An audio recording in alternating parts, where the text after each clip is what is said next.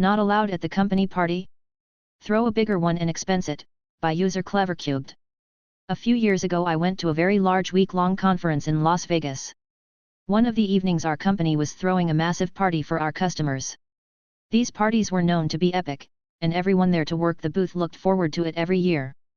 But, at the last minute, the CEO, wanting to keep costs down, decided that engineers weren't allowed at the party because of the cost, despite the fact that we had been busting our butts for weeks for the show.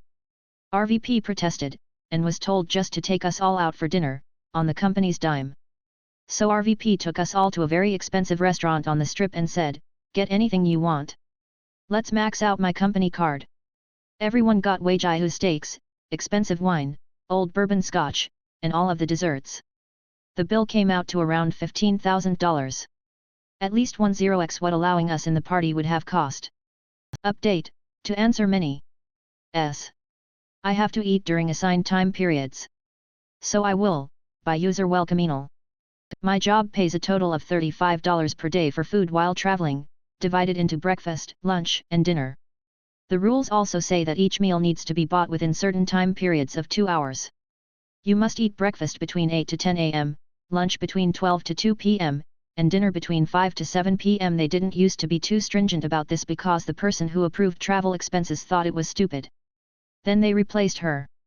Because they would only approve a very cheap flight, I had to leave my home at 3 a.m. I stopped to grab coffee and a bagel at about 5 o'clock. The new person rejected it and said I could only buy and eat food within a meal period. Well, fine. I used to work straight through lunch. Because I have to work with people from lots of time zones, this was sometimes necessary. Now I leave or reject calls because it's in my lunch period and I must go lest I miss it. No working late either. I leave at 5 p.m. because I can't miss my dinner period. I also make sure to spend all $35. I must be healthy and not skip meals. Coincidentally, hungry homeless people also enjoy my meal periods.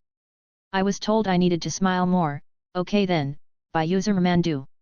I worked as a tech support for a global insurance company with 3 big letters. Our old manager retired, cool guy, not a micromanager. We get this new one who was, right away very confrontational. He was a my way or the highway kind of guy, even when we explained the bureaucracy of our company and processes.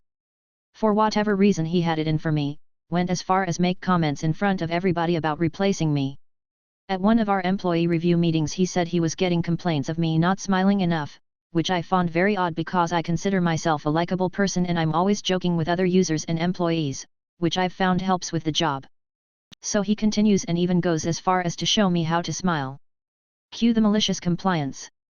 I proceed to give out the most forced, creepy smile humanly possible every time I interact with a user, every single time. People asked me what was wrong and I always answered following an employee review I was instructed to smile more, so I'm smiling. I was doing this for like a couple of days and after an interaction providing support for human resources, with the smile and explanation, I went back to my desk. Couple of minutes later I see HR lady go to my boss's office. They were there for like half an hour. After she leaves boss calls me in, and tells me I don't have to smile anymore. I respond sarcastically with do I really have to stop? He looks at me and tells me that's all. He left like a year later. No one, not even the other managers liked him. Want me to unload my own trailer? Okay, I needed a vacation anyway, by Userero the Observer. So I was a trucker for a while, and that comes with plenty of stories of crazy things in so many places. One of my favorite stories, however, comes from a piece of malicious compliance that came together just perfectly. The setup. I tend to be a bit on the lazy side when I can get away with it, and I searched for quite some time to find a company that would keep me far away from unloading the trailers myself. I found a good one that had a 95% drop and hook rate, drop off a trailer full of goods, then grab a new one that's either loaded or to take to the next pickup. 4.9% of them are either handled by the receiving dock or by lumpers, dock workers hired by warehouse companies specifically to unload trucks. That 0.1% is a list of places that just want to watch you work, or be convinced that you really shouldn't operate their lifts. In my contract, I saw that there was a place where your hourly rate for unloading was stated. Not for the hours that you were sitting and waiting to be unloaded but for when you were the one unloading your own trailer. I also saw that the contract allowed for alterations to be made to the price of this service to be charged to the customer. As a joke I put in not $1, but 2 extra zeros. $1,500 an hour for unloading a trailer? Should deter most people. Most people saw that, got a good laugh, then pulled in someone to unload for me. The event. Most people, like I said, were smart. This run was set to arrive at 0300 to a certain clothing store in the mall, let's call MIB Nickeled. I'd been to this store a few times before and it was always the same manager, Mr. Dime, receiving me, and it was always the same runaround. If I wanted to get unloaded I had to wait for someone to get there, then I'd have to sit and wait while the poor kid back there got the load off, then I'd have to wait for traffic to ease up to get out since it was always almost 1030 by the time I finally left, leaving me with only a couple of hours left on my clock to get to a truck stop for the day. I got there and, yep, Mr. Dime had come in to accept the load. It was always hard to be smart at 0300, and I can only imagine that was part of Mr. Dime's usual runaround. This time was a bit different for a few reasons. 1. He smelled like there was a bit of an herbal calming remedy about him to settle his nerves for the night. 2. He said that he was completely understaffed and there was no one around to unload me, so I'd have to do it myself. 3. I couldn't stay to my usual time because he had to leave before 0500. To be fair to him, I did try and say, sure, but my contract says. I don't give a damn what your contract states. I don't have anyone in until the store opens, and I've got an appointment that's more important than some trucker's contract. Just unload it yourself. I considered it for a moment and went back up to my truck to get my tablet. This was in 2019 before the virus and the company had just swapped over to tablets for certain things, like signing off on expenses or getting permissions. Mr. Dime was fuming when I came back and handed him the tablet. Just read through and sign with your finger. He didn't read through. I had 20 pallets at 1,500 pounds each. The only available tool to unload was a manual pallet jack. I started my work clock and began unloading at 0315. At 0500 Mr. Dime looks on in satisfaction to see me about 3/4 of the way through as he's out the door. At 0515, Mr. Dime's replacement, Mr. Quarter of the day shift, comes running in with his face white as a sheet to see me taking off the 4th to last pallet. Please tell me that I'm reading this wrong, he pled fruitlessly. I wish I could, I lied, knowing that Mr. Dime was about to be up a muddy creek with a spoon. I even tried telling Mr. Dime what he was getting into, but he just schemed and signed. He slumped. Wait here. I need to call my district manager. Better be quick. I want to be out of this lot by 0630 to beat the morning rush and get a good breakfast. He ran back and I continued unloading. When I finally got the last pallet off at 0550, I turned off my time clock as the district manager came in, we'll call him Mr. Dollar just to keep consistent, followed both by Mr. Quarter who was looking somewhat relieved and by Mr. Dime who was somewhere between terrified and furious. You're Mr. Arrow? Mr. Dollar asked, holding a printout and looking to it for the name. That's me, I agreed. I take it they sent over the contract Mr. Dime signed. Yes, and that's just it. Mr. Dime is accusing you of forging his signature on this since there's no way he'd sign off on a multi-$1,000 contract just to unload a trailer. Especially since he claims you insisted on unloading it yourself. I whistled. That's a heck of an accusation. Hey, is that CCTV I see up in that corner over there? I asked, knowing full well that the entire loading dock was covered by a slew of cameras. The one I pointed out was positioned just right to catch the whole conversation at the door.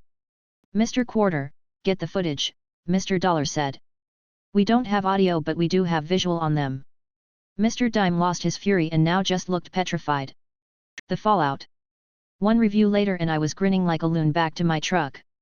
I called my manager, booked some home time, and walked away with enough money to last to the end of the month. The next time I went into that IB Nickeled there was a new, much more sensible manager who always had a man on staff to unload the trucks. Edits, some typos. And to clarify a few things. 1. Yes, I milked it a bit, though not as much as some people might think. Like I said, I was regularly there from 0300 to 1030 at the latest. Throw on top of that the fact that I've never been the healthiest of individuals and it took me that long to keep from hurting myself. This was during the summer in SoCal, and even at night it was still 90°F outside, hotter in the trailer without any air conditioning. A fat man with no AC is going to take all the time he wants. 2. Why didn't Mr. Dime do any of this himself and why did he lie? Truckers tend to get the short end of the stick, even when we're regulars to a place. This was the 5th or 6th time I'd been there, spread out over the course of 4 months or so I was familiar enough that I was recognized at the dock, but not so much that they really cared to keep track of it. The manager figured he could probably get away with shafting me since he claimed I didn't like how long I was waiting. I feel like he's made other truckers get to that point, but none of them had hourly rates like mine on their contract. He's just one of many that thought he could get away with blaming it on that damn trucker when it went wrong for him. 3. What happened while we watched the video was pretty anticlimactic. The recording was on Mr. Quarter's phone when he came back and was pretty low quality, but you could still make out that I argued with him about unloading for a minute before coming back, and he did indeed sign it. Mr. Dollar said, "You can go, Arrow. Mr. Dime, go wait in the office. Now." I got going while the going was good. 3 minutes late, by Useromi days. Preface: I work in a school as support staff, I'm not a teacher. I generally get to work at 8:15. Start time is 8:30. I arrive and go to the staff room and make a coffee and take it to my workstation. My manager doesn't bother with small talk, she's straight into discussing work, asking me questions, etc. Often before I even put my handbag away and fire up my laptop. I get a 45-minute unpaid lunch break, which is a bit long. I'm usually back at my desk within 30 to 35 minutes. A couple of months ago I arrived at my workstation at 8:33 with my coffee. My manager made a big production of lifting her arm up and reading her watch, which she can't read without glasses on anyway, and she wasn't wearing them, so it was for theatrical purposes, and remarked about me making my coffee after my start time. I made the 3 minutes up at lunchtime by coming back sooner than my 45-minute break. I take my lunch during the students' lunch. Their lunch is 1 to 1:40. The following day I arrive back from lunch at 1:45 and manager is hopping from foot to foot because we were needing to start class. I said my lunch is 45 minutes. Maybe I should take lunch before 1 to ensure I'm here at 1:40. She looks at the timetable and says that doesn't work, we have classes that go until 1, so you can't take lunch until 1. I firmly stated my lunch is 45 minutes, so that means I come back 5 minutes into lessons. She then stated that doesn't work and that she'll get the school to pay me for those 10 minutes.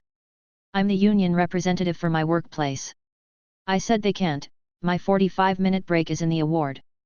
And in actual fact, if we don't get our breaks, those minutes are paid at overtime rates. I now take my entire 45-minute break. Even though I'm done with eating and smoking, I'll fill in the 15 minutes checking Instagram. I also still generally arrive at 8:15, and I now have my pre-work coffee in the staff room and don't ever arrive at my desk until 8:28. TLDR, I used to give my workplace between 15 and 30 minutes of my time for free each day. A snarky remark from my supervisor for being 3 minutes late once means my workplace no longer gets any minutes from me for free.